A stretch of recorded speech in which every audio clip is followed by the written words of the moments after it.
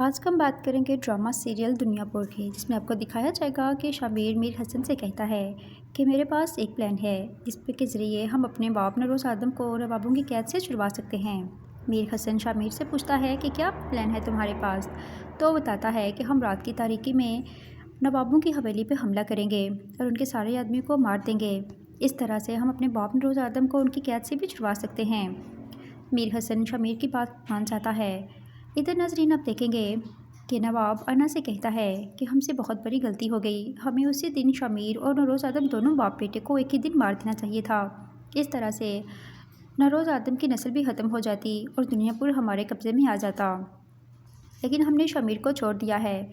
मगर अना, तुम एक मेरी बात याद रखना, शामिर नरोज आदम का बेटा है, उसके अंदर इतना दम है कि वो हमसे हमारा इक़्तिदार छीन सकता है।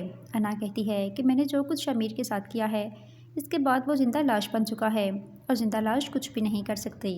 ये बात सुनकर नवाब कहता है कि शामिर बहुत ही ताकतवर इंसान है, उसको इतना हल्के में मत लो।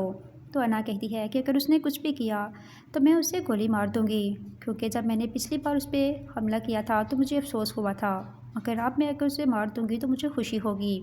ये बात सुनकर नवाब भी मुतमिन हो जाता है। अना अपने कमरे में चली जाती है। इधर नाजरीन आप देखेंगे कि रात की तारीकी में शामिर और मीर हसन नवाबों की हवेली में घुस आते हैं और उन पर बहुत ही ज़बरदस्त तरीके से हमला कर देते हैं। उनके सारे सिपाही मार देते हैं। अना को जब पता चलता है कि शामिर ने हमारी हवेली पर कब्ज़ा कर लिया है और हमला कर चुके हैं हमारे पर, तो फिर वो अपनी बंदूक लेकर आती है शामिर के पास। शामिर जब अना को देखता है तो उस पर अपनी गन तान लेता है और उसे कहता है कि बताओ अना, तुमने क्यों किया मेरे साथ ऐसा।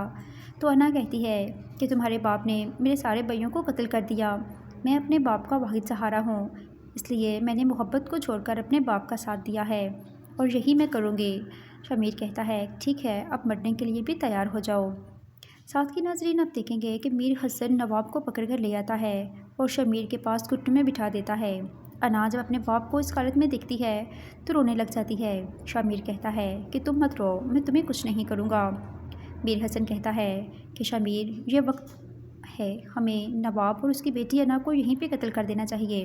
तो शामिर कहता है कि एक बार अना ने मेरी जान बख्श दी थी, आज मैं उसकी जान बख्श के अपना एहसान जो है वो उतार दूँगा, क्योंकि शामिर कभी भी किसी का एहसान नहीं रखता। ये कहकर शामिर और मीर हसन दोनों नरोज आदम को नवाबों की कैद से छुड़वाते हैं और अपने साथ घर ले जाते हैं।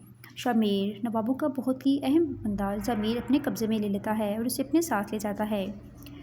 नवाब अना से कहता है कि मैंने कहा था कि शामिर बहुत ताकतवर है, वो हम पर हमला कर देगा।